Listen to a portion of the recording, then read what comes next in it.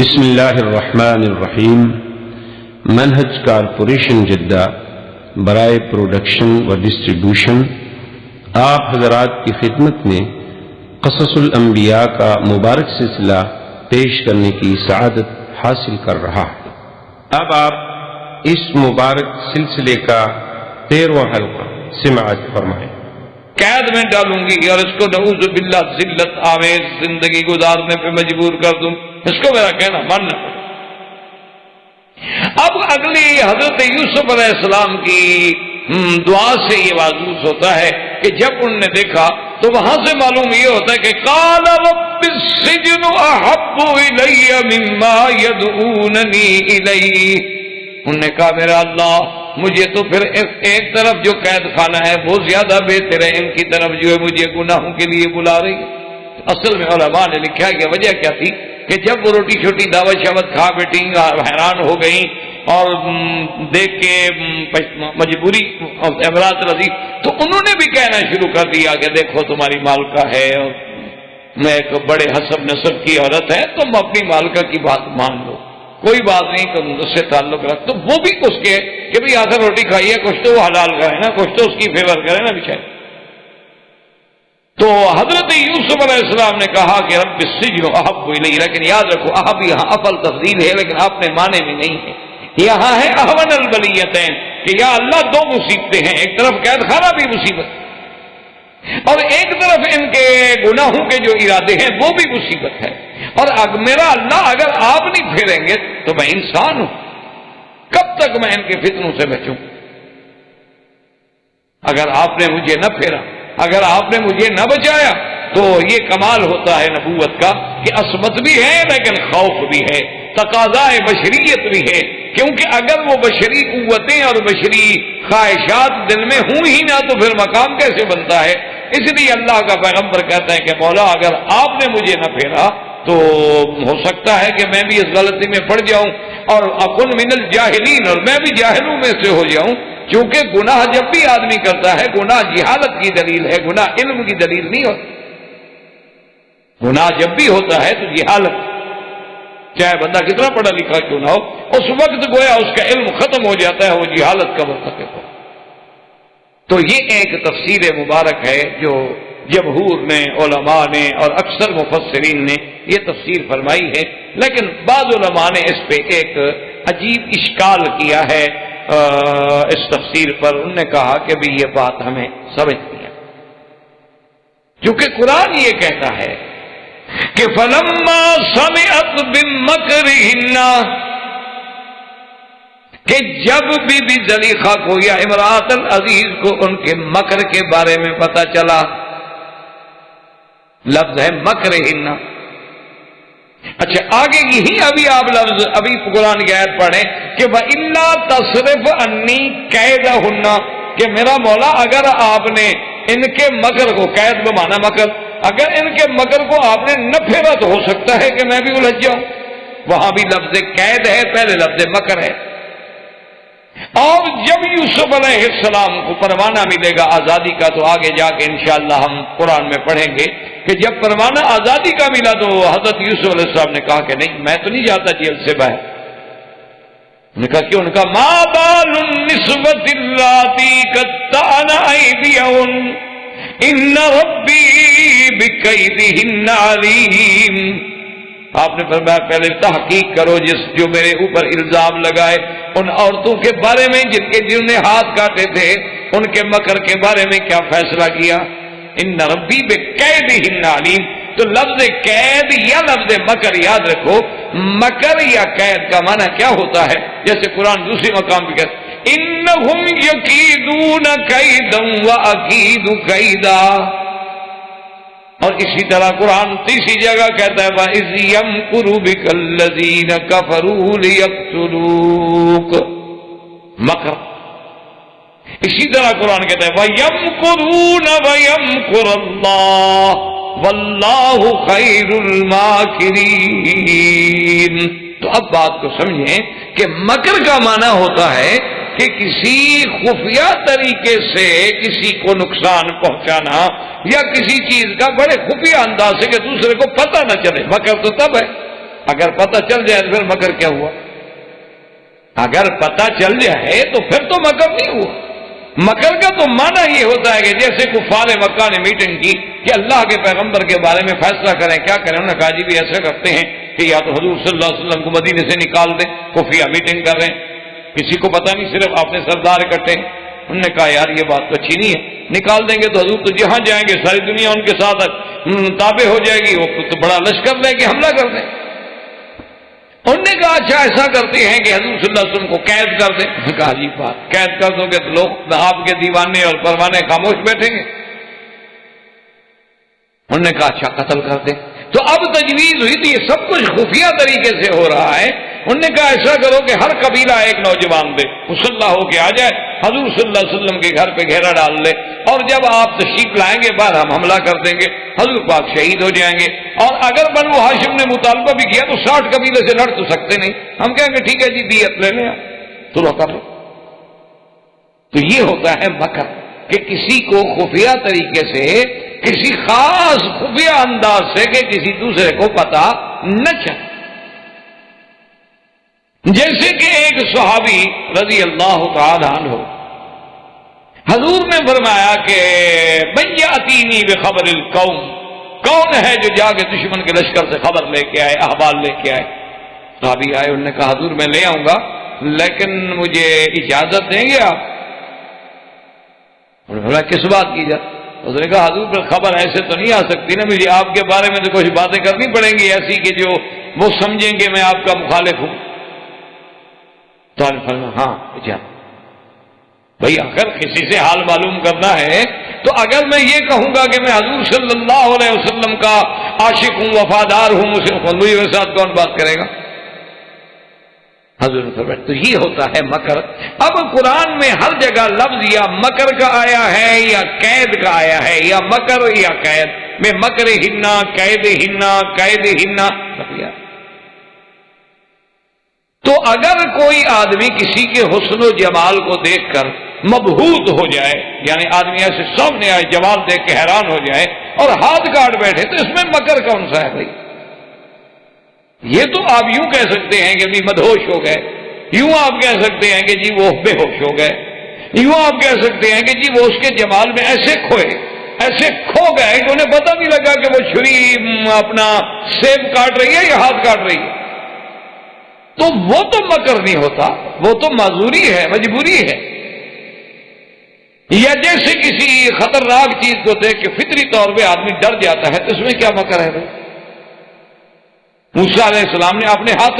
ہاتھ سے عصا ڈالا ہے، لیکن جب وہ سانپ بنا تو موسیٰ علیہ السلام بھاگ پڑے، ڈر گئے. فطرت انسانی ہے، بشری تقاضا ہے کہ آخر سانپ کے آگے کون کھڑا رہے گا، وہ ڈس. اب جناب یہ ہے کہ بات کو سمجھیں، تو اس لیے بعض علماء نے اس تفسیر پہ ایک اشکال پیش کیا. انہوں نے کہا ہمیں یہ بات سمجھ نہیں آتی کہ آدمی کسی کے حسن کو دیکھ کے ہاتھ کاٹ ڈالے اور قرآن کہے کہ یہ مکر ہے. ایک اور دوسری ان کی دلیل سنیں، وہ یہ کہتے ہیں کہ جب ان عورتوں نے ہاتھ کاٹے تو سب نے کیا کہا تھا؟ فَقُلْنَا حَاشَ لِلَّهِ مَا هَذَا بَشَرًا إِنْ هَذَا إِلَّا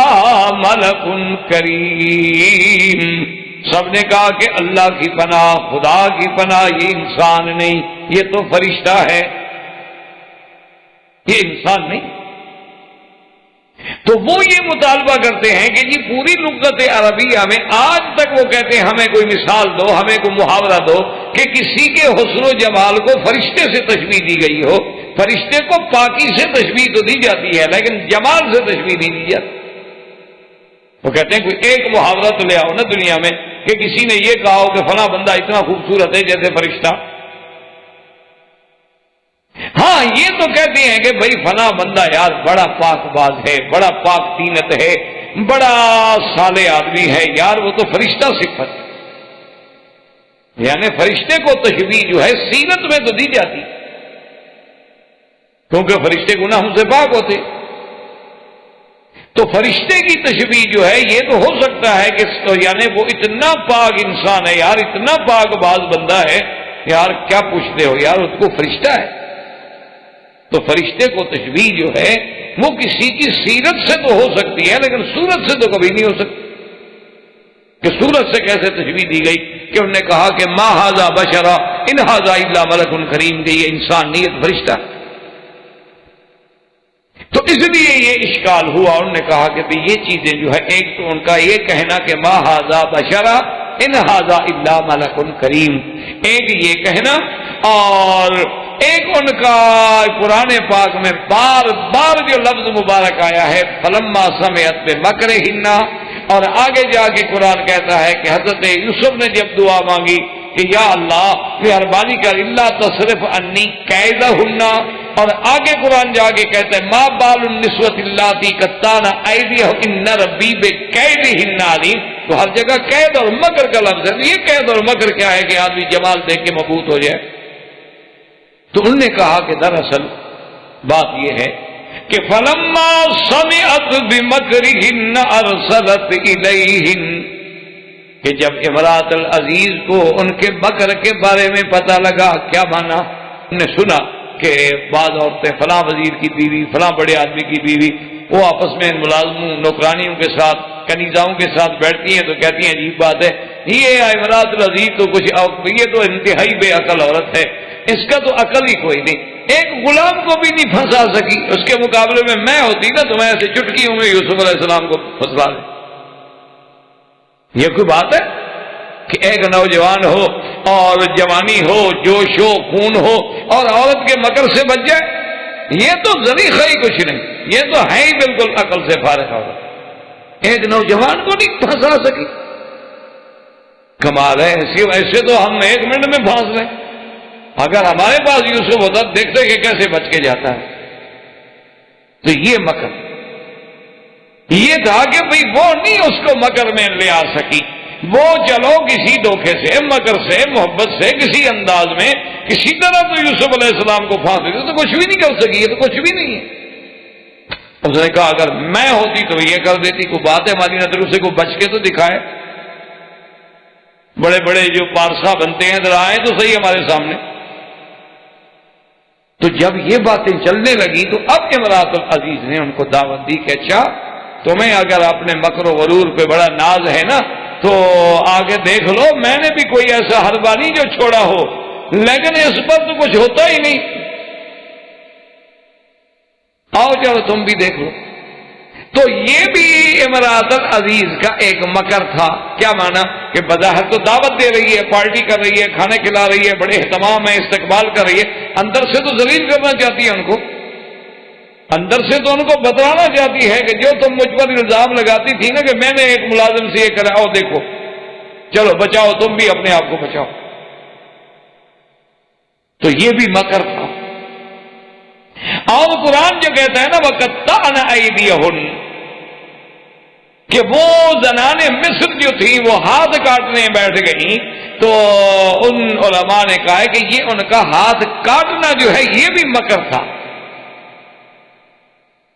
ہاتھ کاٹنا جو ہے یہ مدہوش نہیں ہو گئی تھی، یہ بھی مکر تھا۔ جیسے آپ نے دیکھا نا آج کل 14ویں صدی کے عاشق بھی محبوبہ کو خط لکھتے ہیں خون نکال کے، آپ نے دیکھا بہت سارے لوگ ہوتے ہیں نا جی وہ خون نکال کے خط لکھ دیتے ہیں کہ جی ہم نے خون سے خط لکھا ہے آپ کو۔ تو یہ جو خون نکال رہی تھی یہ بھی مکر تھا کہ پہلے تو اپنے ناز انداز لباس اور جناب ان کا سنگار اور پھر مصر کا سنگار، وہ تو دنیا کی ایک تہذیب ہے، حتیٰ کہ امام شافعی جیسا پاک آدمی اللہ اس کی قبر پہ کروڑوں رحمتیں فرمائے، انہوں نے بھی اپنی کتاب الام میں لکھا ہے کہ من لم یتزوج امرأة مصریہ، کہ جس شخص نے مصر کی عورت سے شادی نہیں کی اس نے عورت دیکھی ہی نہیں۔ وہ کہتا ہے کہ باقی ملکوں میں جتنے لوگ ہیں وہ محض تکمیل تو ہے کہہ سکتے ہیں ہم کہ ان کے گھروں میں عورتیں ہیں، لیکن وہ صحیح معنی میں عورت کو انہوں نے نہیں دیکھا، عورت اصل اگر ہے تو مصر کی ہے۔ یہ امام شافعی جیسا آدمی لکھ بیٹھا، اتنا بڑا پاک آدمی، انہیں آخری شادی وہی فرمائی تھی نا، اور وفات بھی وہی ہوئی، آپ کی قبر بھی وہی ہے مصر میں۔ امام شافعی بہت بڑا آدمی تھا، اللہ اس کی قبر پہ کروڑوں رحمتیں فرمائے۔ اور اگر یہ دیکھا جائے تو یہ سرزمین حرم جس میں آپ بیٹھے ہیں یہ بھی تو ان لوگوں نے آباد کی نا. حضرت اسماعیل کی بیوی بھی تو مصر سے تھی, وہ بھی تو مصر سے شادی کر کے لے آئے. تو اس سرزمین کی آبادی میں بھی ان کا بڑا ہاتھ ہے. تو بہرحال میرے کہنے کا مقصد یہ ہے کہ پہلے تو جناب انہوں نے اپنے وہ لباس سے اور اپنے ناز و انداز سے یوسف کو پھسلانا چاہا, لیکن جب دیکھا کہ بھی یوسف علیہ السلام تو پتہ نہیں کوئی اور شخصیت ہے کہ اس کو نہ تو ہمارا حسن مروب کر رہا ہے نہ ہمارے نخرے اور ناز انداز مروب کر رہا ہے. انہوں نے کہا چلو آخری حربہ استعمال کرو. وقطعنا ایدیہن, انگلیوں پہ چھریاں پھیر دی. کہا یوسف اب بھی تم نے اگر ہماری طرف توجہ نہ کی نا ہم خودکشی کر دیں. یہ بھی مکر. اور جب یہ سارا کچھ دیکھنے بعد بھی یوسف علیہ السلام کا اس سے مسئلہ ہونے کا میرے لیے کل کے مرنے کے بجائے ابھی مر جائے گا, تو اب چیخ پڑی کہ ما ھذا بشرا, یہ بندہ نہیں یہ فرشتہ. یہ اتنا پاک سیرت ہے کہ یہ تو کوئی فرشتہ زمین پہ اترا ہے, انسان ہے ہی. اگر یہ انسان ہوتا تو ہمارے داؤ سے بچ کے نہ جاتا, ہمارے اس مکر سے نہ. یہ آخری حربہ تھا کہ کوئی عورت ہے کہ نا جی سب سے بڑا آدمی کتنا بڑا پڑھا لکھا فلاسفر کیوں نہ ہو جائے, عورت ذرا آنسو بہائے تو بس حضرت گئے. وہ اس کے آنسو کی مار نہیں کھا سکتا تو خون کی مار کہاں کھائے.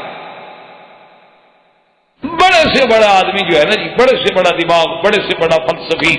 بڑے سے بڑا اسکالر, بڑے سے بڑا مفکر, بس تھوڑی دیر میں عورت نے رونا شروع کیا تو حضرت ختم. تو آدمی تو اس کے آنسو نہیں برداشت کر سکتا, وہ بھی جھوٹے. جائے کہ وہ اپنا خون نکال کے باہر ڈال دے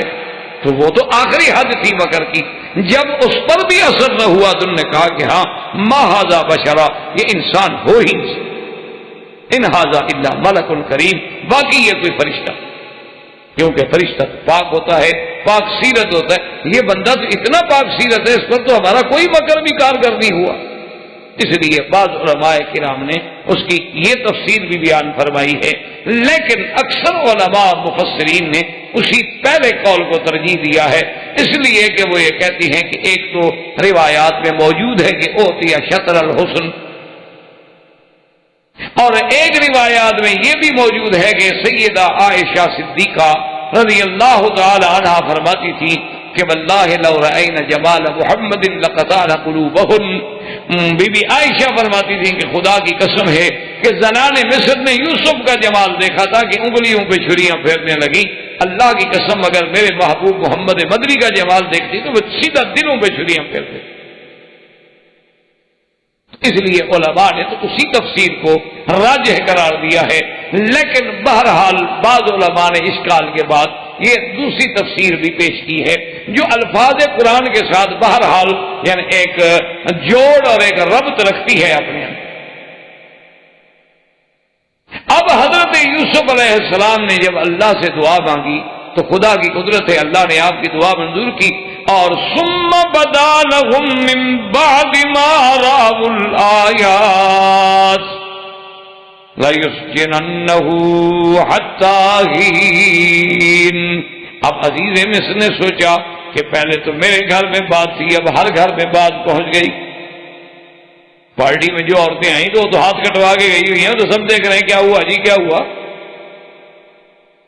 اس نے کہا بھی یہ مسئلہ پھیلتا چلا جا رہا ہے, آخر بہرحال وزیر تھا, اس کا ایک بڑا مقام تھا, اور پھر اس کے گھر میں بادشاہ وقت کی بہن تھی. اس نے کہا کہ ایسا کرتے ہیں کہ یوسف علیہ السلام کو جیل میں ہی بھیج. جب یہ جیل میں چلے جائیں گے تو کچھ عرصہ گزرے گا تو خدا کی قدرت ہے کہ آدمی خود بخود اس قصے کو بھول جاتا ہے. جب واقعہ گزرے گا تو زخم بھر جائیں گے, بات رہ جائے گی تو قصہ مک جائے گا, اور اس کے بعد جو ہے جیسے بھی ہوگا پھر آزادی مل جائے گی. لیکن وہ بڑے آدمی تو پھر ایسے ہوتے ہیں نا جی, آپ کو تو جیل میں بھیج دیا آپ پھر بھول گئے. بڑے لوگ تو پھر ایسے ہوتے ہیں. اب حضرت یوسف علیہ السلام جب جیل میں گئے اور تکلیفیں ہوئی تو پھر اللہ سے درخواست کی کہ مولا میں تو مصیبت میں. تو اللہ نے فرمایا کہ جبرائیل یوسف علیہ السلام سے کہو کہ آپ ہی نے تو کہا تھا کہ احب رب السجن واحب الیہ, مجھے قید خانہ زیادہ محبوب ہے ان کی باتوں سے. تم نے خود ہی چنا تھا قید خانہ, تو برداشت کرو. اسی لیے حضور صلی اللہ علیہ وسلم کا حکم ہے کہ جب بھی بندہ دعا مانگے تو کہے العفو والعافیہ، کہ اللہ عافیت، اللہ عافیت عطا فرما۔ یہ نہ کہے کہ اللہ میاں اچھا بڑی مصیبت سے بچا لے، کوئی چھوٹی دے دے، کبھی نہ۔ اور اسی طرح ایک حدیث مبارک میں ہے کہ حضور پاک نے دیکھا کہ ایک آدمی دعا مانگ رہا ہے کہ اللہ مجھے صبر کی توفیق عطا فرما، اللہ مجھے صبر کی توفیق عطا فرما۔ آپ نے بلایا، آپ نے کہا خدا کے بندے صبر تو ہوتا ہی مصیبت پر ہے نا، پہلے مصیبت آئے گی تو صبر کرو گے نا، کیا مانگ رہے ہو اللہ؟ کیا مانگ رہے؟ ایک ہے کہ مصیبت آ گئی تو اب صبر مانگو اور صبر کرو بھی، ایک ہے کہ خود آدمی کہے کہ جی مجھے اللہ صبر کی توفیق عطا فرما اور صبر کی توفیق عطا فرما۔ اس کا مطلب ہے کہ تم مصیبت مانگ رہے ہو، اللہ سے جب بھی مانگو العفو والعافیہ، اللہ سے معافی مانگو اور عافیت مانگو، کیونکہ اللہ تبارک و تعالی کسی بندے کو کسی ابتلا میں نہ ڈالے۔ کوئی چھوٹی سی بات بھی ہو تو انسان بڑا ضعیف ہے، بڑا عاجز ہے، وہ برداشت نہیں کرتا، اس لیے ہمیشہ العفو والعافیہ مانگنا چاہیے۔ اور اسی سے قرآن پاک کے ان واقعات کی روشنی میں علماء نے فرمایا کہ دیکھ لو کہ 4000 سال پہلے ان کی تمدن و تہذیب کا یہ عالم ہے کہ پہلے تو جناب سارے بڑے بڑے لوگوں کی بیویاں بن سنور کے آ رہی ہیں یوسف کو دیکھنے کے لیے، پھر یوسف کو الجھانے کے لیے ہاتھ کاٹ رہی ہیں، اور پھر خود عزیز مصر کی بیوی اعتراف کر رہی ہے کہ میں نے پھسلانے کی کوشش کی ہے، وہ تو گناہوں سے بچا ہوا تو بچ گیا، اس نے تو کوئی ارادہ نہیں کیا۔ ان سب کے بعد جیل میں حضرت یوسف کو بھیجا جا رہا ہے، جیل میں حضرت یوسف علیہ السلام کو بھیجے جا رہے ہیں، اور یہی آج ہو رہا ہے۔ وہی تہذیب جاہلیت، وہی جاہلیت اولا جو تھی وہ آج بھی ہمارے ہاں رائج ہے۔ آج بھی اللہ تبارک و تعالیٰ معاف کرے، جیل میں وہی جاتا ہے جو بیچارہ مظلوم ہے،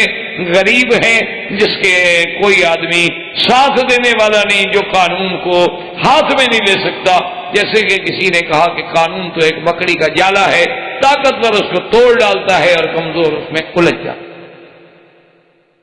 تو اس وقت کی تہذیب کا یہ عالم تھا۔ یوسف علیہ السلام جب جیل میں پہنچ گئے، اللہ کی شان دیکھیں گے، جب یوسف علیہ السلام کو جیل میں بھیجا گیا تو اسی دنوں میں، بالکل عین انہی دنوں میں 2 آدمی اور بھی جیل خانے میں بھیجے گئے۔ جیسے یہ شاہی محل سے گئے تھے وہ بھی شاہی محل سے آئے۔ ایک جو تھا وہ تو تھا ساقی بادشاہ کا، یعنی وہ ان کے بار کا انچارج تھا، پلانے والا، اور ایک جو تھا وہ ان کے کچن کا انچارج تھا، مطبخ کا انچارج تھا۔ یہ دونوں آدمی تھے۔ اصل میں ان دونوں کو دشمنوں نے خرید کیا تھا کہ کسی طرح بادشاہ کو زہر دیا جائے، بادشاہ کو کسی طرح زہر دیا جائے۔ کہ اتنا عرصہ ہو گیا بادشاہ ہے، اور اس کے بعد مخالفین نے فیصلہ کیا، انہوں نے ان 2 آدمیوں کو خریدا، ایک ساقی کو خریدا اور ایک مطبخ کے انچارج کو خریدا، کہ یا تو خوراک میں بھی زہر ڈال دو، اور اگر وہاں سے بچ جائے تو پھر پینے پلانے میں بھی زہر ڈال دو، جان چھٹے۔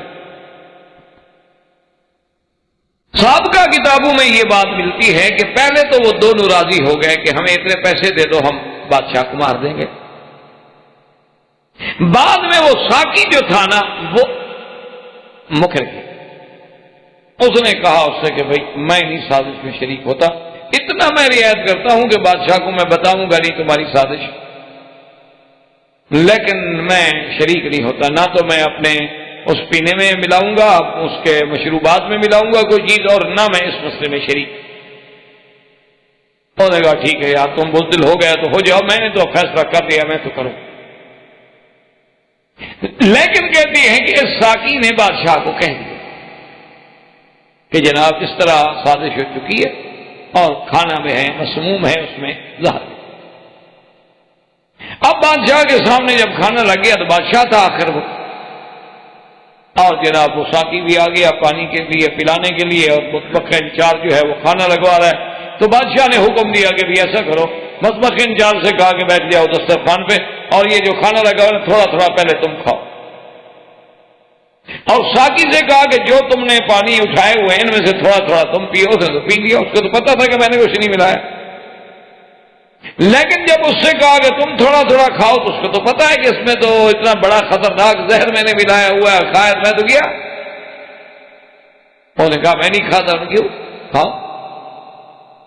تو آخر وہ جانوروں کو ڈالا گیا، وہ مر گئے، تو اس کی سازش پکڑی گئی، لیکن بادشاہ نے دونوں کو جیل بھیج دیا۔ بعض علماء کہتے ہیں کہ بھئی زیادتی کے طور پہ، اور بعض علماء یہ کہتے ہیں کہ ٹھیک ہے چلو ساقی اتنے عرصے تک تو سازش میں شریک رہا نا، یہ آخری وقت میں ہو سکتا ہے بزدل بن گیا۔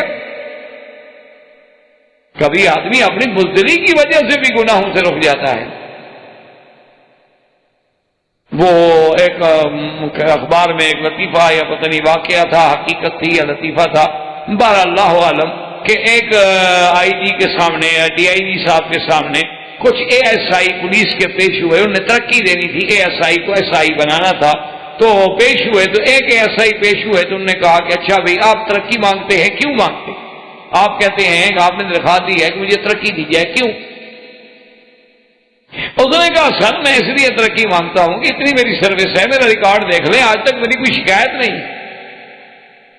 میں نے کبھی کسی کو شکایت کا موقع نہیں دیا، میں نے کبھی رشوت نہیں کھائی، ایک پیسہ حرام نہیں کھایا، میں نے کبھی ڈسپلن نہیں توڑا، اور بالکل پولیس رولز کے مطابق میں نے ڈپٹی کی ہے، تو اب مجھے ترقی نہیں دیں گے تو کس کو ترقی دیں گے؟ میں حقدار ہوں۔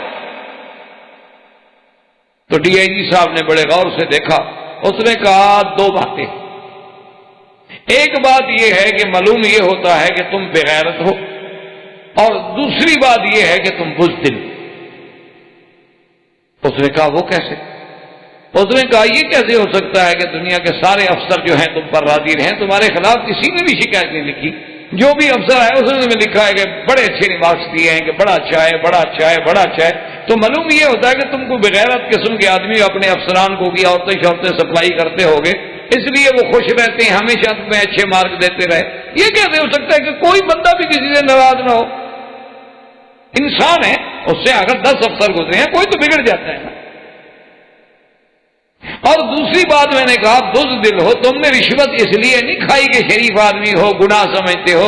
تم اس زہر کو ہضم کرنے کی طاقت نہیں رکھتے، رشوت کھانے کے لیے بھی تو بہادر آدمی چاہیے نا جو اس کو ہضم کر سکے۔ تم کمزور بندے ہو، ڈر کے مارے تم نے نہیں کھائی، اس لیے تمہیں ترقی کے بجائے میں ہیڈ کانسٹیبل بناتا ہوں، ریولٹ کرتا ہوں۔ انہوں نے کہا پولیس میں رہنے کے بعد ایسا آدمی میں نے زندگی میں پہلا دیکھا ہے کہ جس کے کریکٹر رول میں کوئی نوٹ بھی نہ ہو، یہ کوئی بات ہے؟ یہ کیسے ہو سکتا؟ کیونکہ یہ رشوت جو ہے زہر ہے، اس کو ہضم کرنا آسان تھوڑا ہوتا ہے، اس کے لیے بھی بڑے بڑے حوصلوں کی ضرورت ہوتی ہے۔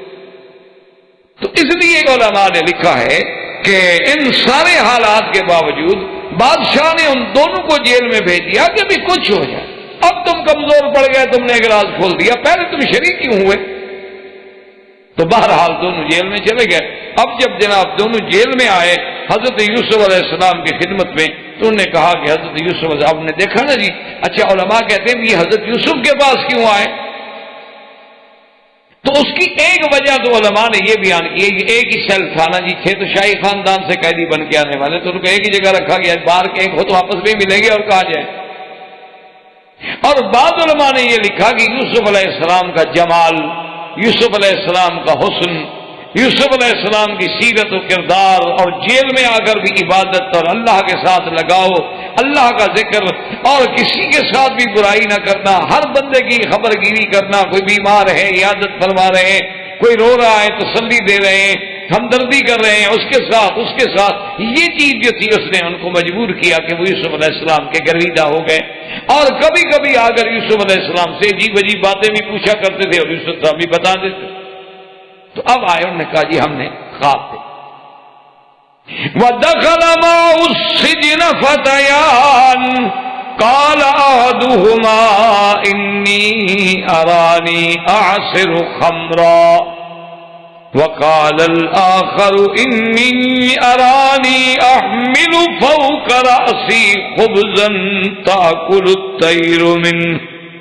نَبِّئْنَا بِتَأْوِيلِهِ اِنَّا نَرَاكَ مِنَ الْمُحْسِنِينَ۔ دو نوجوان آئے، انہوں نے کہا کہ یوسف علیہ السلام ہم نے خواب دیکھا ہے۔ ایک نے کہا کہ انی ارانی اعصر خمرا، عاصر اسار کہتے ہیں نچوڑنا، کسی چیز کو نچوڑنا۔ اب شراب تو نہیں نچوڑا جاتا نا، نچوڑا تو انگوروں کو جائے گا، اس سے شراب نکلے گا، تو جب معال شراب ہے تو اس لیے کہا میں شراب نچوڑتا ہوں۔ انی ارانی اعصر خمرا، کہ میں ان چیزوں سے نچوڑ کے بادشاہ کے لیے جام شراب تیار کر رہا ہوں. وقال الآخر، اور دوسرے نے کہا انی ارانی احمل فوق راسی خبزا، کہ میں نے سر پہ روٹی اٹھائی ہوئی ہے، کھانا لگایا ہوا ہے، اور تاکل الطیر منہ، پرندے جو ہیں وہ اڑ اڑ کے اس کھانے کو کھا رہے ہیں. نبئنا بتاویلہ انا نراک من المحسنین، کہ یوسف علیہ السلام آپ مہربانی کر کے ہم دونوں کے خواب کی تعبیر بتلائیں. اچھا، اس میں بھی علماء کے دو قول ہیں. بعض علماء یہ فرماتے ہیں انہوں نے خواب شاب دیکھا ہی نہیں تھا، ایسے بات بنائی کہ چلو یوسف علیہ السلام کا امتحان تو کر. اور بعض علماء کہتے ہیں کہ نہیں، انہوں نے خواب دیکھا. اب حضرت یوسف علیہ السلام نے فرمایا، انہوں نے کہا کہ ٹھیک ہے، بڑی اچھی بات ہے. قال لا یاتیکما طعام ترزقانہ الا نبأتکما بتاویلہ قبل ان یاتیکما ذالکما مما علمنی ربی انی ترکت ملت قوم لا یؤمنون باللہ وهم بالآخرة هم كافرون واتبعت ملة آبائي إبراهيم وإسحاق ويعقوب ما كان لنا أن نشرك بالله من شيء ذلك من فضل الله علينا وعلى الناس ولكن أكثر الناس لا يشكرون يا صاحبي السجن أأرباب متفرقون خير أم الله الواحد القهار. اب دیکھیں شان پیغمبری کہ موقع ملا تو فوراً اپنی توحید کی دعوت پہ کہ اب یہ بندے آئے ہوئے ہیں، خواب دیکھ کے تعبیر لینا چاہتے ہیں، مجھے موقع مل گیا. انہوں نے کہا دیکھو پہلے بھی تو میں تم کو تمہارے توام آنے سے پہلے بتلا دیا کرتا تھا کہ کیا آئے گا، کیا ہوگا، کیا ملے گا، کیا ساری چیزیں. اللہ نے مجھے یہ علم عطا فرمایا ہے اور میں نے وہ ملت ہی چھوڑ دی، وہ قوم چھوڑ دی، وہ جماعت چھوڑ دی جن کا اللہ کی توحید پہ ایمان نہیں. اور میں تو ابراہیم، اسحاق اور یعقوب کی پیروی کرنے والا آدمی ہوں. اور ان سب کا دین کیا تھا؟ ما کان لنا ان نشرک باللہ. اور پھر اس کے بعد دیکھیں جناب کتنے پیار سے اللہ کا پیغمبر تبلیغ. یاد رکھیں کہ دعوت دینا جو ہے، کسی کو دین کی دعوت دو تو اس کا بھی اسلوب ہے ادعو الی سبیل ربک بالحکمت والموعظۃ الحسنہ، کہ بڑی حکمت کے ساتھ، دانائی کے ساتھ، موعظہ حسنہ کے ساتھ کسی کو بلائیں. اگر آپ کسی کو فوراً سختی سے کہیں گے، ڈانٹیں گے تو بات کون سنے گا؟ آج کے دور میں تو بچہ اولاد بات نہیں سنتی تو کو دوسرا کیا. دیکھیں کتنا پیارا خطاب کہ یا صاحب السجن، اے میرے قید خانے کے ساتھی، ارباب متفرقون خیر ام اللہ الواحد القہار. اچھا تم یہ مجھے بتاؤ کہ ڈھیر سارے رب بنا لینے، یہ بھی رب، یہ بھی رب، یہ بھی رب، یہ بھی دیوی، یہ بھی دیوتا، یہ بھی دیوتا، ہر شہر میں دیوی الگ ہے، دیوتے الگ ہیں. یہ اتنے سارے خدا بنا لینے، اتنے سارے رب بنا لینے، بہتر ہے کہ ایک کو رب ماننا بہتر ہے کہ عقل کا. یہ کیا بات ہوئی کہ ہر گلی میں رب؟ یہ کیا بات ہوئی کہ ہر شہر میں رب کھڑا ہے، دیوی کھڑی ہے، دیوتا کھڑا کہ ایک خدا. اور یا فرمایا کہ یہ بھی یاد رکھو کہ جن کو تم نے رب بنایا ہوا ہے، ما تعبدون من دونہ الا اسماء سمیتموها انتم وآباؤکم ما انزل اللہ بها من سلطان ان الحکم الا للہ امر اللہ تعبدوا الا ایاہ ذالک الدین القیم وَلَٰكِنَّ أَكْثَرَ النَّاسِ لَا يَعْلَمُونَ۔ اور فرمایا کہ جن کو تم نے خدا بنایا ہوا ہے یہ تو تم نے نام رکھے ہوئے ہیں، کسی کا نام لات ہے، منات ہے، عزا ہے، حبل ہے، کسی کو داتا کہتے ہو، کسی کو مشکل کشا، کسی کو حاجت روا، کسی کو غریب نواز، کسی کو دینے والا، کسی کو لینے والا، کسی کو انداتا، یہ سب تم نے نام رکھے ہوئے ہیں، اللہ نے تو حکم نہیں دیا۔ اللہ نے فرمایا کہ ان کو تم نام کہو، داتا کہو، اللہ نے تمہیں حکم دیا ایک مشکل کشا بلا، سب تمہارے رکھے ہوئے نام ہیں، جیسے پہلے بت پرستوں نے نام رکھے تھے، آج بھی اللہ کو چھوڑ کے غیروں کی عبادت کرنے والوں نے بھی نام بنائے ہوئے کہ جی یہ فلاں مشکل اگر پڑ جائے تو فلاں بزرگ کے پاس جاؤ، یہ فلاں مصیبت پڑ جائے تو پھر فلاں کے پاس جاؤ۔ یعنی بزرگوں نے بھی آگے باقاعدہ، جیسے آپ ڈاکٹروں نے تقسیم کیا ہوا ہے نا کہ یہ گلے کا ڈاکٹر ہے، پیٹ کا، پیروں نے بھی تقسیم کی، ان کے بھی ماشاءاللہ مختلف کام ہوتے ہیں۔ اچھا عورت بیمار ہو تو پھر فلاں پیر کے پاس جاؤ، اور جانور بیمار ہو تو پھر فلاں پیر کے پاس لے جاؤ،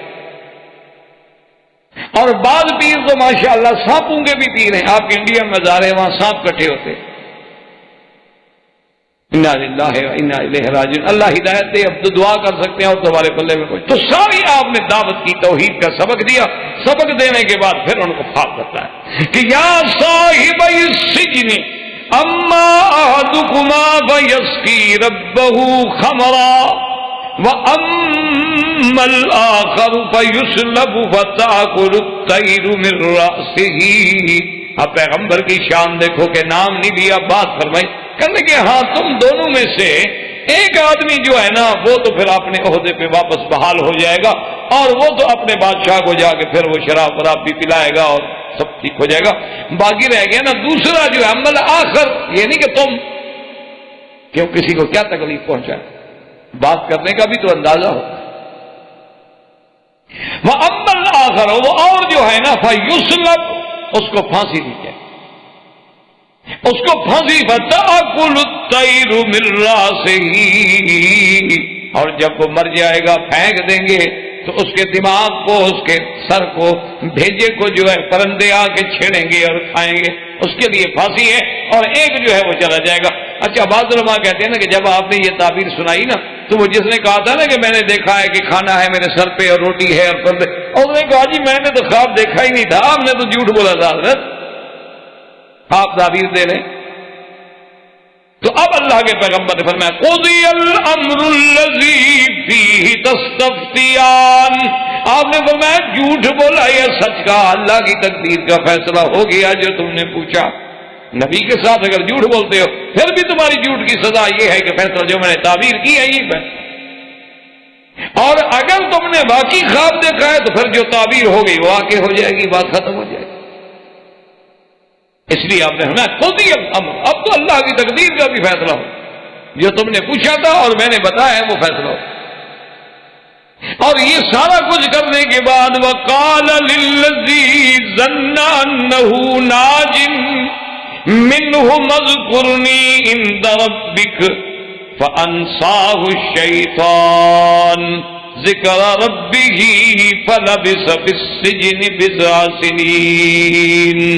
اور جن کے بارے میں آپ نے خواب میں تعبیر میں یہ بتایا تھا کہ تم اپنے عہدے پہ بحال ہو جاؤ گے، آپ نے فرمایا دیکھو تم اپنے عہدے پہ جا رہے ہو، کم از کم اب تم نے جا کے پھر ساقی گری کرنی ہے اور بادشاہ کی محفل میں جا کے تم نے پلانا ہے، تمہارا قرب تو حاصل ہو گیا، برات بھی تمہاری ہو گئی اور بادشاہ خود تمہیں اسی وظیفے پہ بلا رہے ہیں، تو اب ایک میرا کام بھی کرنا کہ کم از کم بادشاہ سے یہ تو کہنا کہ تمہارے ملک میں یہی انصاف ہے کہ جنہوں نے چھیڑا، جنہوں نے مکر کیا، جنہوں نے بہلایا پھسلایا وہ تو گھروں میں عیش کریں، اور جو گناہوں سے بچا، جنہوں نے تمہارے شاہی حرم کی عزت کی حفاظت کی، اس کو بے گناہ جیل میں ڈال دیا۔ کوئی عقل کی بات؟ تو کم از کم ان کو اپنے اس زمانے میں ایک بات یاد رکھیں، ویسے بھی رب کا معنی جو بطور لغت کے ہوتا ہے پالنے والا، تو اس وقت اس کا اطلاق جو ہے کسی سردار پہ، بادشاہ پہ، عام لوگوں پہ بھی ہوتا تھا، جیسے اب بھی مثلا کبھی کبھی محاورات میں آتا ہے کہ بھی یہ عورت کیا کام کرتی ہے، تو آگے لکھتے ہیں ربۃ البیت، یہ گھر کی تربیت کی، یعنی نوکری نہیں کرتی، یا لکھ دیتے ہیں دکتورہ ہے یا فلاں ہے یا فلاں ہے، اگر وہ بیچاری کوئی کام نہیں کرتی کہیں کہ ربۃ البیت، گھر کی مربیہ ہے۔ اس کو بھی اچھا اسی طرح کہتے ہیں رب الدار، یہ اس حویلی کا مالک ہے، لیکن اب حضور نے حکم دے دیا کہ کسی غلام کو یہ نہ کہا کرو عبدی، کیونکہ سب اللہ کے بندے، اور اسی طرح جو ہے کوئی آدمی اپنے مالک کو یہ نہ کہے ربی، بلکہ اس کو اپنا نام لے کے پکارے، کیونکہ سب اللہ کے بندے ہیں اور کوئی کسی کا رب نہیں ہے۔ لیکن اس دور میں اس لفظ کا اطلاق جائز تھا۔ اچھا خدا کی شان ہے، جب انساہ الشیطان ذکر ہو، وہ چھوٹ کے آ گیا، شیطان نے اس کے دل و دماغ سے یہ بات ہی نکالی۔ اچھا ویسے بھی اللہ معاف فرمائے، جب آدمی کا کام ہو جائے تو کون یاد کرے؟ وہ تو چھوٹ گیا، عہدہ بھی مل گیا، اقتدار بھی مل گیا، بادشاہ کی محفل میں بھی آ گیا۔ اچھا پھر کام بھی کھانے پلانے والا، کام بھی ڈپٹی بھی ایسی تھی نا، تو پلانے کے بعد ویسے اچھے اچھے ہوش والے بھی بے ہوش ہو جاتے ہیں، یہ کیا یاد رکھتا بدبخت؟ کام بھی ایسا تھا نا۔ فَأَنْسَاهُ الشَّيْطَانُ ذِكْرَ رَبِّهِ، اور بعض علماء کہتے ہیں کہ اس کا ضمیر یوسف کی طرف راجع ہے کہ یوسف علیہ السلام اپنے خدا کو بھول بیٹھے اور اس کو پیغام دے بیٹھے۔ بعض علماء یہ کہتے ہیں کہ یوسف علیہ کیوں یہ بھی شیطان نے وسوسہ ڈالا کہ بھئی وہ ایسی بات کر بیٹھے، ورنہ جب اللہ نے کنویں سے نکالا تو مالک نے، اور تمہیں بچایا تو مالک نے۔ اسی لیے ایک آدمی آیا نا جی، تو وہ کہنے لگا حضرت یوسف علیہ السلام سے، کہتے ہیں وہاں کا جو جیلر تھا نا جی، وہ حضرت یوسف سے اتنا متاثر ہوا کہ آگے کہنے لگا، کہتے یوسف مجھے تو آپ سے محبت ہو گئی، خدا کے لیے میرے ساتھ محبت نہیں کرتا۔ یوسف علیہ انہوں نے کہا حضرت کیا بات؟ انہوں نے کہا اللہ ہے میرے دل میں آپ کی اتنی محبت ہے، اتنی عقیدت ہے کہ میرے بس میں ہو تو میں تو ابھی آپ کو جیل سے نکال دوں، لیکن میں جیلر ہوں، میں نکال تو نہیں سکتا، البتہ یہاں جتنی سہولتیں آپ کو دے سکتا ہوں نا وہ آپ کو ملیں گی، لیکن آپ محبت سے کیوں؟ آپ نے فرمایا پہلے میری خالہ نے مجھ سے محبت کی تو مجھ پہ چوری کا الزام لگایا گیا، پھر اس کے بعد جناب میرے بھائیوں نے آ کے ابے کے سامنے محبت کا اظہار کیا تو جا کے مجھے جناب کنویں میں ڈالا، پھر ایک امراۃ العزیز تھی، اس نے بھی مجھ سے محبت کی، جو ہے جیل بھجوا دیا، تم اور محبت کر کے مجھے کہاں پہنچانا چاہتے ہو؟ انہوں نے فرمایا مجھے تو محبت راس ہی نہیں آئی کسی کی، میرے ساتھ جس نے محبت کی ہے میں محبت کا ڈسا ہوا تو ہوں، اور میں نے کیا جرم کیا ہے؟ تو اس لیے بعض علماء کہتے ہیں کہ فَأَنْسَاهُ کا ضمیر جو ہے حضرت یوسف علیہ السلام کی طرف راجع ہے، لیکن اکثر علماء کہتے ہیں اسی کی طرف راجع ہے کہ وہ جب چھوٹ کے گیا اس کے دل و دماغ سے وہ بات نکل گئی، اور اس کا نتیجہ یہ نکلا کہ حضرت یوسف علیہ السلام جو ہے ان کو لبث فی السجن بضع سنین، کئی سال جو ہے وہ جیل میں رہنا پڑا۔ اللہ تبارک و تعالیٰ کو منظور ہے انشاءاللہ زندگی باقی تو بات باقی۔ وآخر دعوانا الحمدللہ رب العالمین۔ برادران اسلام، واجب الاحترام دوستو، بھائیو، عزیز نوجوانوں، الحمدللہ دروس قصص الانبیاء علیہم السلام کے ضمن میں ہم سیدنا یوسف علیہ السلام کے قصے کو پڑھ رہے تھے، اور سیدنا یوسف علیہ السلام کا قصہ مبارک جس کو خود اللہ نے احسن القصص قرار دیا ہے، اور جس میں بہت بڑے عبر ہیں، بہت بڑے مواعظ ہیں، بہت بڑے حکم ہیں۔ سیدنا یوسف علیہ السلام کا قصہ مبارک اس مقام پہ ہم نے تقریباً چھوڑا تھا کہ جب یوسف علیہ السلام کے بارے میں زنان مصر نے مختلف باتیں کی تو ان کو عزیز مصر کی بیوی نے دعوت پہ بلایا، اور پھر یوسف علیہ السلام کو جب انہوں نے دیکھا تو اپنے ہاتھ کاٹ گئے۔ تو اب امراۃ العزیز کو ایک بات کہنے کا موقع ملا کہ یہ وہی شخص ہے جس کے بارے میں تم مجھے اپنے گھروں میں محفلوں میں بدنام کرتی ہو کہ میں ایک غلام کے حسن کا شکار ہو چکی ہوں، تم نے کیا کیا؟ بہرحال میں نے کوشش کی لیکن اس نے میری بات نہیں مانی، اور اگر یہ اسی بات پہ اڑا رہا تو پھر اس کو سزا بھگتنی ہوگی، کہ وہ صاحب اقتدار تھی عزیز کی بیوی۔ اب زنان مصر نے ہر قسم کے پھر ہتھ کنڈے استعمال کیے یوسف علیہ السلام کو پھسلانے کے لیے. تو یوسف علیہ السلام نے اللہ سے دعا مانگی کہ یا اللہ مجھے مہربانی فرما کہ ان کے اس ظلم سے بچا لے. یہ جس طرف مجھے بلانا چاہ رہی ہیں اس سے تو پھر وہ جیل جانا بہتر. عورتوں کے قید سے، عورتوں کے جال میں پھنسنے سے تو پھر وہ جیل کی جو زندگی ہے وہ بہتر. اور ساتھ یہ شان پیغمبر ہے، حالانکہ اللہ کے نبی معصوم ہوتے لیکن یہ عظمت شان پیغمبر ہے کہ کہتے ہیں کہ اللہ تصرف انی کیدہن، کہ میرے اللہ اگر آپ نے ان کے اس جال مکر کو نہ پھیرا مجھ سے، ہو سکتا ہے میں بھی بشر ہوں، انسان. یہ تواضع ہے اور مقام بشریت کا تقاضا. اللہ تبارک و تعالی نے سیدنا یوسف علیہ السلام کی دعا سن لی اور عزیز مصر نے یہ بیٹھ کے فیصلہ کیا کہ بھئی بہرحال، حالانکہ عزیز مصر جانتا تھا کہ یوسف علیہ السلام تو معصوم ہیں، بے گناہ ہیں، لیکن چونکہ اب ایک بات چل نکلی تھی مصر میں اور بڑے گھروں میں ہر وقت اسی بات کا چرچا تھا، تو اس بات کو ختم کرنے کے لیے انہوں نے یہ سوچا کہ بہتر یہ ہے کہ کچھ عرصے کے لیے یوسف علیہ السلام کو ہم جیل بھیج دیتے ہیں. جب انہیں جیل بھیج دیا جائے گا تو یہ معاملہ جو ہے خود بخود ٹھنڈا ہو جائے گا اور لوگ چپ ہو جائیں گے. اگر وقت گزرنے سے زخم بھر جاتے تو یوسف علیہ السلام کو بغیر کسی جرم کے اور بغیر کسی گناہ کے انہیں جیل میں بھیج دیا. یعنی اس سے جہاں ایک طرف یوسف علیہ السلام کی مظلومیت تو دوسری طرف اس دور کے سرمایہ دار اور برسر اقتدار لوگوں کی ذہنیت کا بھی پتہ چلتا ہے کہ جانتے ہیں بے گناہ ہے. یعنی عزیز مصر خود کہہ چکا ہے اپنی بیوی سے کہ تمہاری غلطی ہے، یوسف علیہ السلام تو بے گناہ ہے. یہ جانتے ہوئے کہ بے گناہ ہے لیکن ہماری عزت پہ چونکہ بات ہو رہی ہے لہذا جیل بھیج دو. تو اس لیے علماء نے لکھا ہے کہ اقتدار پہ بیٹھنے کے بعد یہ کھیل نئے نہیں ہے، یہ بہت پرانا. یہ اقتدار کی کرسی ایسی چیز ہوتی ہے کہ اس پہ بیٹھنے کے بعد پھر بہت کم لوگ ہوتے ہیں جن کی اللہ حفاظت فرماتے ہیں، ورنہ وہ انصاف پہ قائم نہیں رہتے. اب جب یوسف علیہ السلام جیل میں بھیج دیے گئے تو ان کے ساتھ دو آدمی اور بھی اسی زمانے میں اسی وقت میں تقریباً جیل میں آئے. ایک بادشاہ ریان کا ساقی تھا اور ایک اس کے مخبز کا یعنی باورچی خانے کا کچن کا انچارج.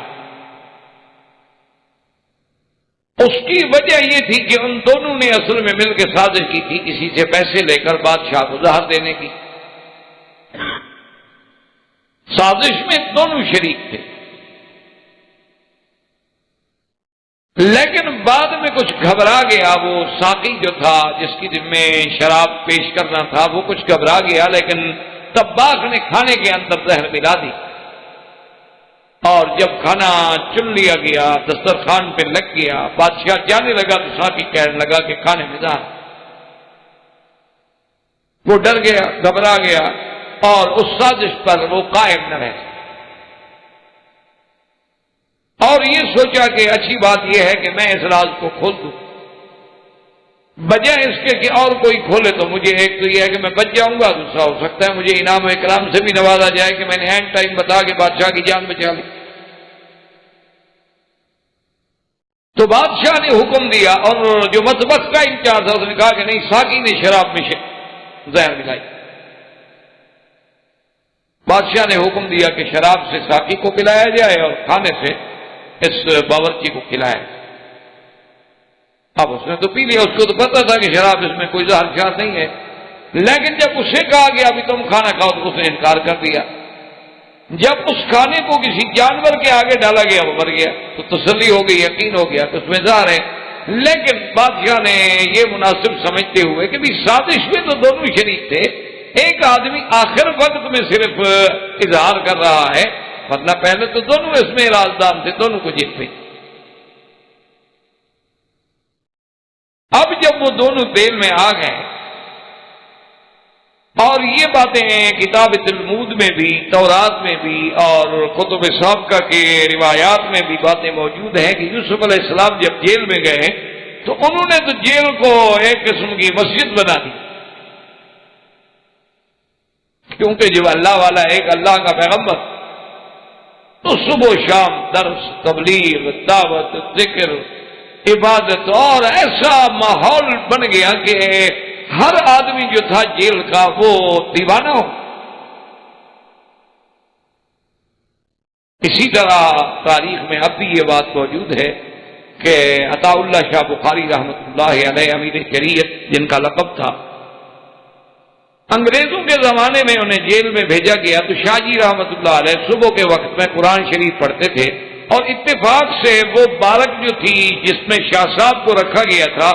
وہ سپرنٹینڈنٹ جیل جو ہے اس کی کوٹھی کی دیوار کے ساتھ ملتی تھی، باہر کی طرف کوٹھی تھی، اندر کی طرف بارک تھی، کیونکہ بڑے بڑے جو اہم قیدی ہوتے تھے ان کو خصوصی طور پر سیلوں میں رکھا جاتا تھا۔ تو اس کی بیگم جو ہیں اس انگریز سپرنٹینڈنٹ جیل کی بیوی جو تھی، تو وہ کبھی کبھی صبح کے ٹائم پہ جب اٹھتی تو اپنے لان میں اس کے پھول وول لگے ہوئے تھے تو وہ صبح اٹھ کے ذرا چلتی واک شاک کرنے کے لیے تو کانوں میں آواز جب آتی تو دیوار کے ساتھ کان لگا کے کھڑی ہو جاتی، اور شاہ جی تو اپنا اندر جیل میں بیٹھے پڑے، انہیں تو نہیں پتا کہ کوئی آدمی سن رہا ہے ادھر سے،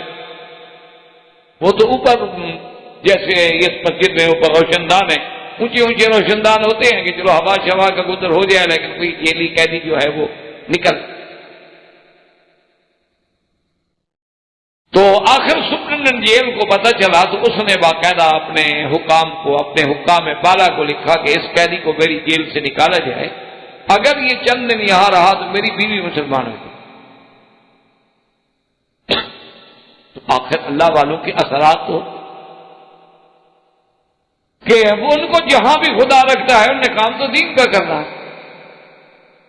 تو یوسف علیہ السلام کے بھی ایسے اثرات مرتب ہوئے کہ یہ بات بھی روایات میں موجود ہے کہ سپرنٹینڈنٹ جیل آیا اور اس نے کہا کہ حضرت یوسف یہ تو میرے بس میں نہیں ہے کہ میں آپ کو جیل سے نکال دوں، لیکن بہرحال اندر جتنی آرام، سہولت اور آپ کے لیے میں خدمت کر سکتا ہوں اس میں میں کوتاہی نہیں کروں گا، مجھے تو آپ سے انتہائی محبت۔ تو یوسف علیہ السلام نے فوراً گھبرا کے فرمایا، انہوں نے کہا بھائی تم میری خدمت کرو نہ کرو لیکن مجھ سے محبت نہ کرنا۔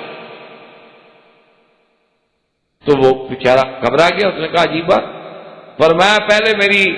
جو خالہ تھی نا ان کے نے میری پرورش کی تھی، وہ بھی مجھ سے محبت کرتی اور وہ چاہتی تھی کہ میں ان کے پاس رہوں، باپ کے گھر میں نہ ہوں، تو پھر بھی مجھ پر چوری کا الزام لگا کہ جناب یہ کپڑا چرا کے یوسف علیہ السلام چلے گئے تاکہ وہ اس الزام میں پکڑ کے مجھے اپنے پاس لے جائیں۔ پھر میرے باپ نے محبت کی تو میرے بھائی مجھے قتل کرنے کے لیے کنویں میں پھینک گئے۔ اس کے بعد امراۃ العزیز، عزیز کی بیوی نے مجھ سے محبت کی، آج جیل میں بیٹھا ہوں، پھر تم محبت کر کے مجھے کہاں پہنچانا چاہتے ہو؟ مجھے تو محبت راس ہی نہیں آتی، خدا کبھی محبت نہ کرتا مجھ سے۔ تو اب سیدنا یوسف علیہ السلام کی دیانت، ثقافت، عبادت دیکھ کے وہ دونوں قیدی جو ہیں وہ آئے حضرت یوسف علیہ السلام کی خدمت میں، انہوں نے کہا کہ ہم نے خواب دیکھا، آپ مہربانی کر کے ہمیں خواب کی تعبیر۔ ایک نے کہا کہ میں نے تو یہ خواب دیکھا ہے کہ انی ارانی آصر خمرا، یہ خمر جو ہے مجازن کہہ دیا گیا ہے، ورنہ خمر شراب تو نہیں نچوڑا جاتا، نچوڑا تو اس سے کشید کیا جاتا ہے انگور سے اس کا پانی، پھر وہ جا کے شراب بنتا ہے، لیکن معال تو اس کا شراب ہی ہے نا، اس لیے اس نے کہہ دیا کہ میں شراب نچوڑتا ہوں، ورنہ شراب تو نہیں نچوڑا جاتا۔ اور میں جام میں شراب کشید کر رہا ہوں، اور دوسرے نے کہا جی میں نے یہ دیکھا ہے کہ میرے سر کے اوپر کھانا ہے، روٹیاں رکھی ہوئی ہیں، بہت بڑا لگن ہے، اور پرندے جو ہیں وہ روٹیاں میرے سر سے کھا رہے ہیں۔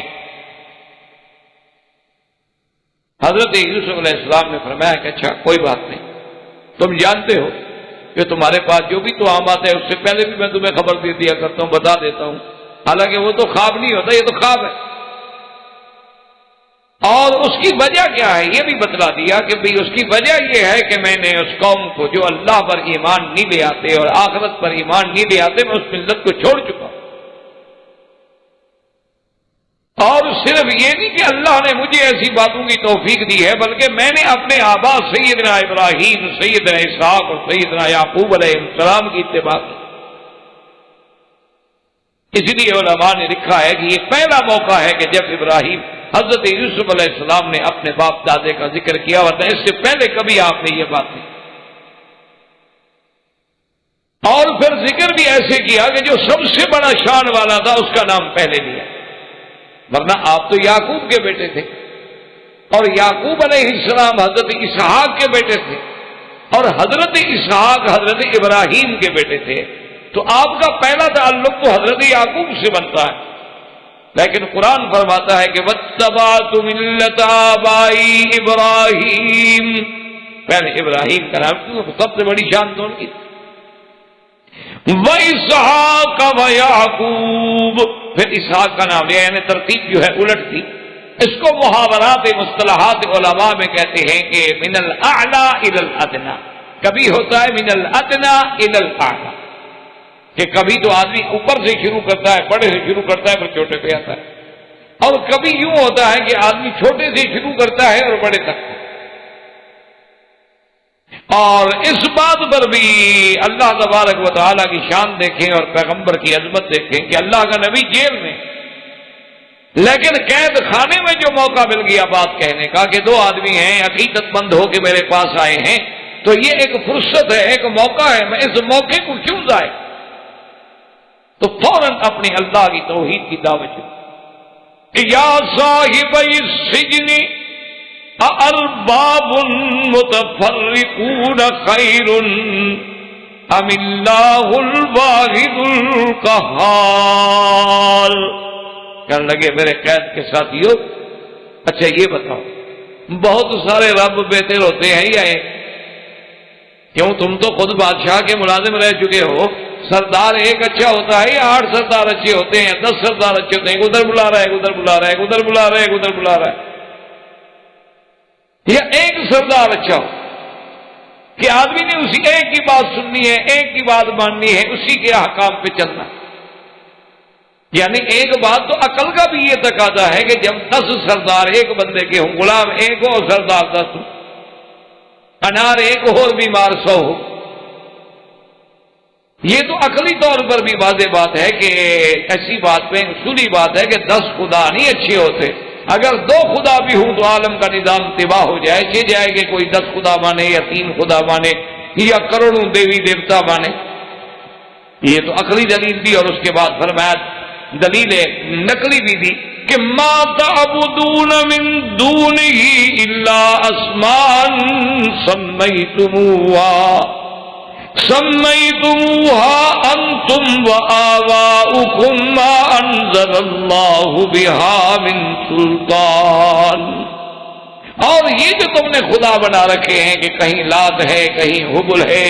کہیں عزا ہے، کہیں ودن ہے، کہیں سواعن ہے، کہیں یغوثا ہے، کہیں یعوقا ہے، کہیں نصرہ ہے، تم لوگوں نے نام رکھے، تم لوگوں نے بنا رکھا ہے کہ اس خدا سے ہم نے خیر مانگنی ہے اور اس سے شر مانگنا ہے، یہ یزدا ہے اور یہ اہرمن ہے، یہ نور کا خالق ہے اور یہ ظلمت کا خالق ہے، یہ خیر کا خالق ہے اور یہ شر کا خالق ہے، یہ کیا تم نے نام بنا رکھے؟ عجیب بات ہے، کوئی دلیل ہے تمہارے پاس، کوئی حجت ہے، کوئی برہان ہے؟ اس لیے ہمیشہ یاد رکھو کہ اس کے لیے کوئی دلیل ہے۔ ان الحکم الا للہ امر اللہ تعبدوا الا ایاہ ذالک الدین القیم ولکن اکثر الناس لا یعلمون۔ صرف اللہ کا حکم، اور یاد رکھو آپ نے فرمایا اس کا حکم ہے کہ ما سوا اس کے کسی کی عبادت جائے، لیکن اکثر لوگ جو ہیں وہ جاہل ہیں، وہ نہیں جانتے، اور اللہ کے ساتھ غیروں کی بھی عبادت کرتے ہیں، کبھی قبروں پہ سجدے کرتے ہیں، کبھی مردوں کو سجدے کرتے ہیں، کبھی زندوں کو سجدے کرتے ہیں، شخصیت پرستی بھی کرتے ہیں، مردہ پرستی بھی کرتے ہیں، بت پرستی بھی کرتے ہیں، کوئی سورج کا پجاری ہے، کوئی چاند کا پجاری، یہ کیا بات؟ یعنی اس سے ایک سبق ملا کہ داعی حق جو ہوتا ہے، یعنی دعوت دینے والے کا یہ کام ہے کہ جب بھی موقع ملے پھر اپنی دعوت کو وہ نہ بھولے، فوراً سب سے پہلے اپنی دعوت کی بات کرے۔ اسی لیے علماء کہتے ہیں کہ آدمی یہ نہ دیکھتا رہے ایک موقع مل گیا ہے، اللہ تبارک و تعالیٰ نے ایک ذریعہ بنایا ہے، ایک آدمی آپ کی طرف کسی حال میں متوجہ ہو کے آیا، آپ اپنی بات کو کریں، آپ اپنی دعوت اس کے سامنے رکھیں۔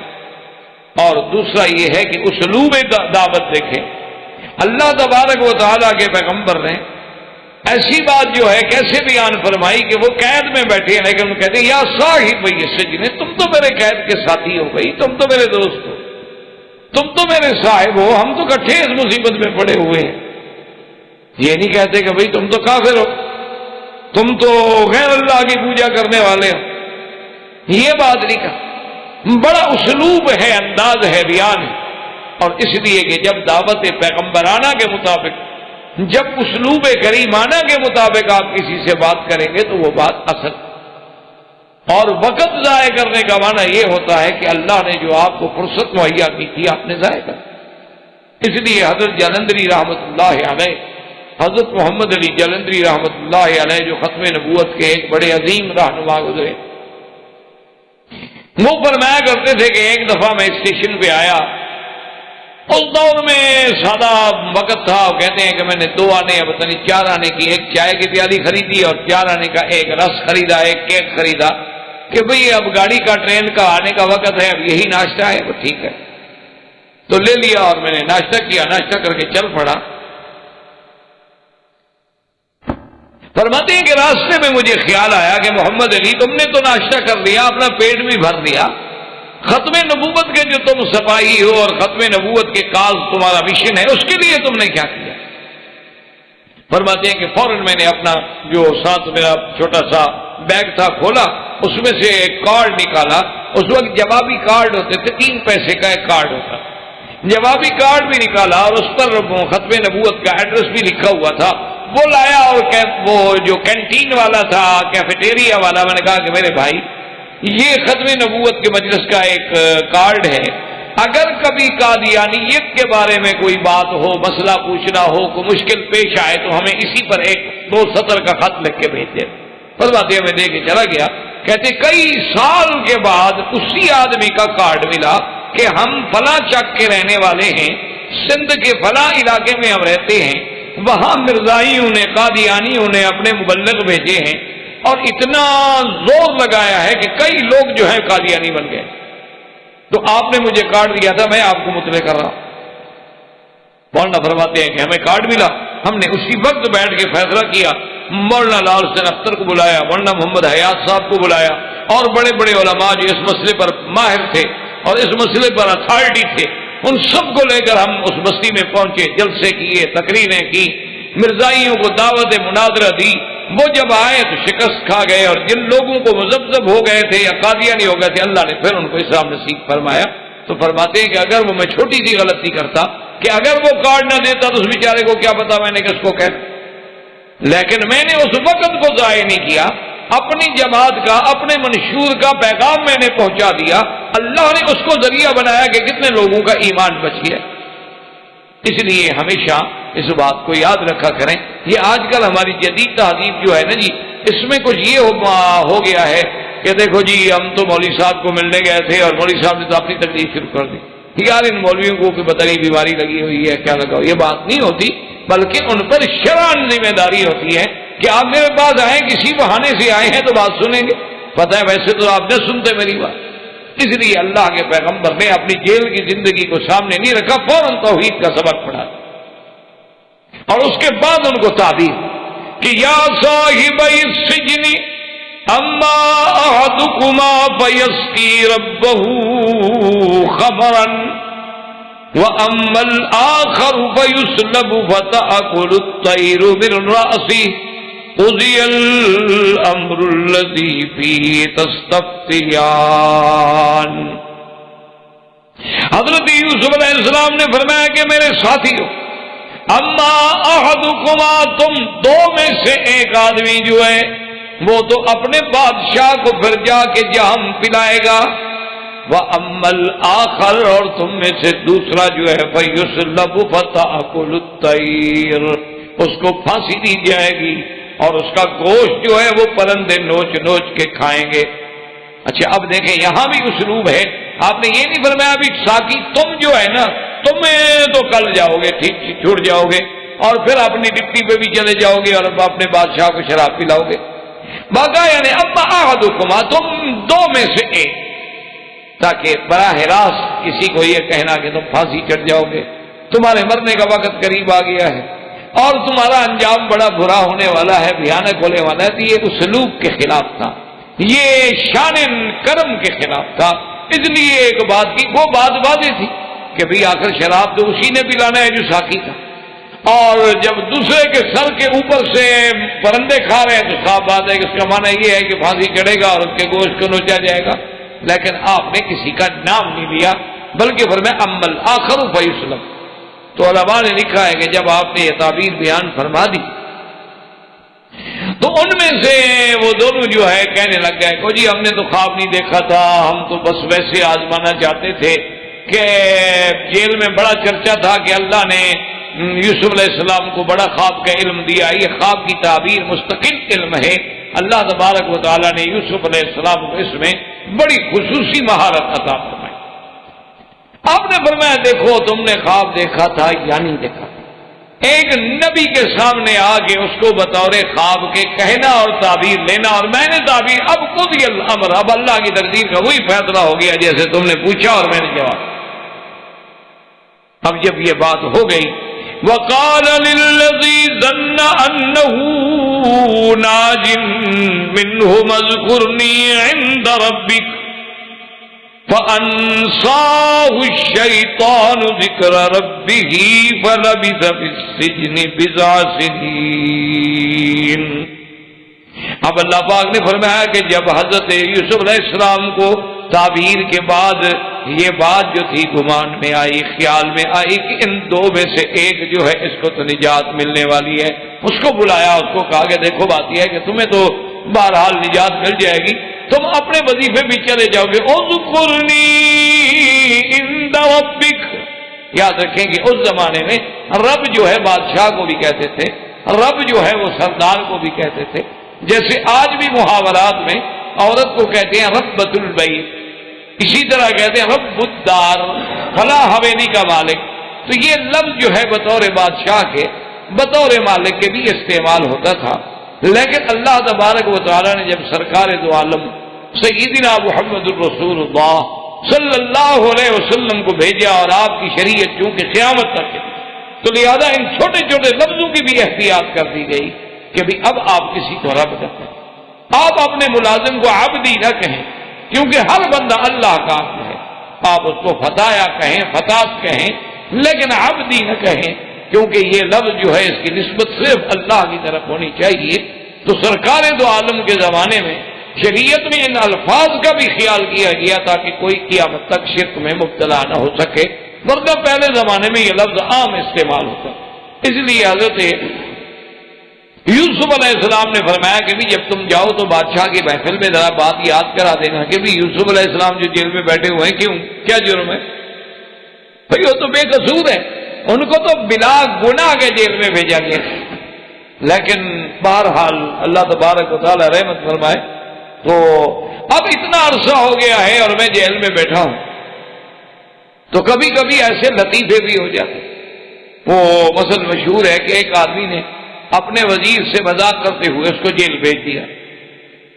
مذاق میں ہنسی خوشی میں کھیل رہے تھے اور وزیر سے حکم دیا کہ جیل جاؤ، جیل چلا گیا۔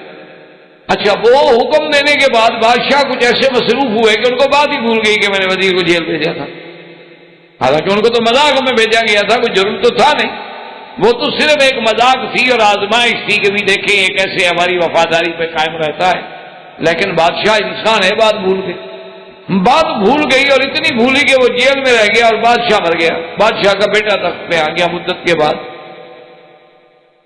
جب بادشاہ سلامت کا بیٹا تخت پہ بیٹھا تو اس نے کہا کہ بھئی ایسا کرتے ہیں کہ فہرست بناؤ کتنے قیدی پڑے ہوئے ہیں اور ان میں جو چھوٹے چھوٹے جرائم والے ہیں، کوئی ایسی بات ہے، ان سب کو معاف کرتے ہیں، جیل سے نکالتے ہیں تاکہ میں اپنے خوشی میں ان کو نکالوں۔ سب کی فہرستیں بن گئی، قیدیوں کو پیش کیا گیا تو وزیر صاحب جب پیش ہوئے تو رو پڑے. اس نے کہا کہ بادشاہ سلامت، اب آپ کو اللہ نے کرسی پہ بٹھایا ہے،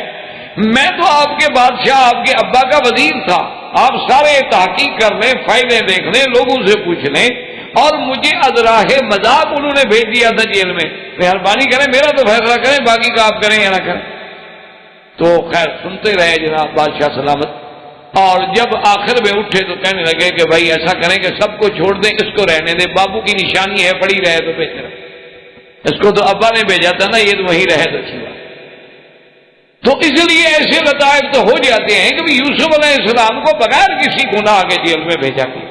کوئی جرم نہیں، کوئی بات نہیں، اور کیا جانے خود بھیجنے والا کو پتا ہے کہ یوسف میں گناہ،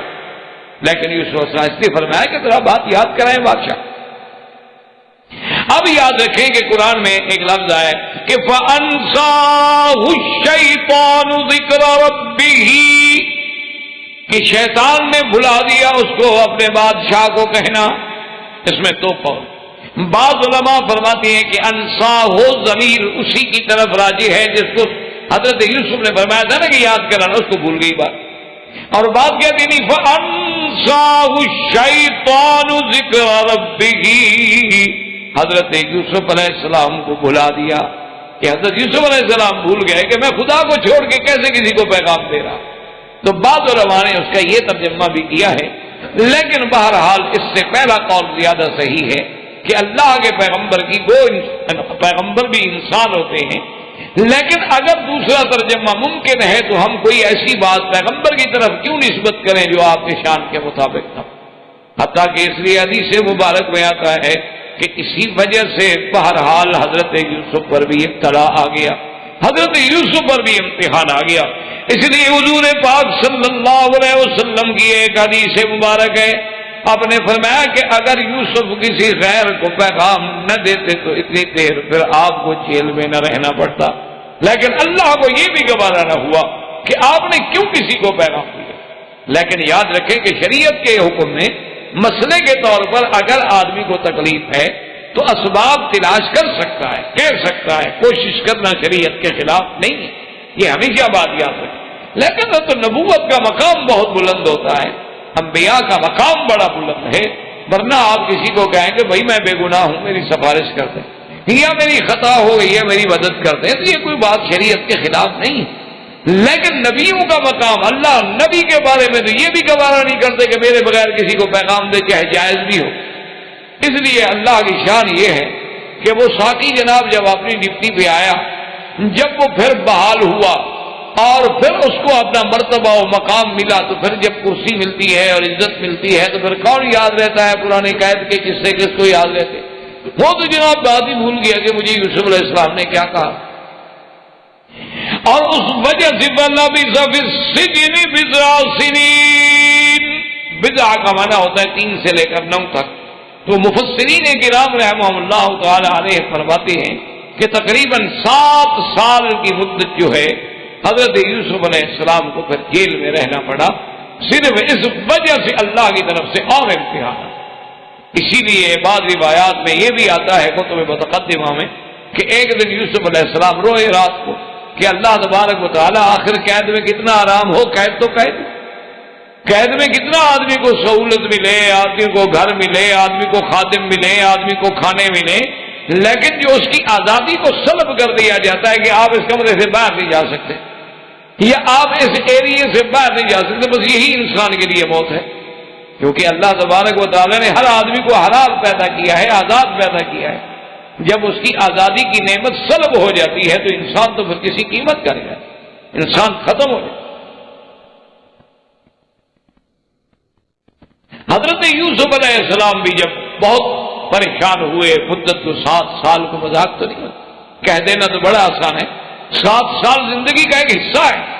اور عین شباب میں کہ جب آدمی کی راحت کے دن ہیں، آرام کے دن ہیں، پھرنے کے دن ہیں، سیر کے دن ہیں، کھانے کے دن، اور وہ جیل میں بیٹھے ہیں یوسف علیہ السلام. تو ایک دن آپ روئے، اللہ کے آگے فریاد کی، تو اللہ تبارک و تعالیٰ نے جبریل علیہ السلام کو حکم دیا کہ میرے نبی کے پاس جائیں، یوسف علیہ السلام کے پاس، کہیں کہ اب آپ کیوں گھبرا رہے ہیں، آپ رو رہے ہیں اور معافیاں مانگ رہے ہیں، کیوں؟ آپ نے تو خود کہا تھا قال رب السجن احب الی مما یدعوننی الیہ،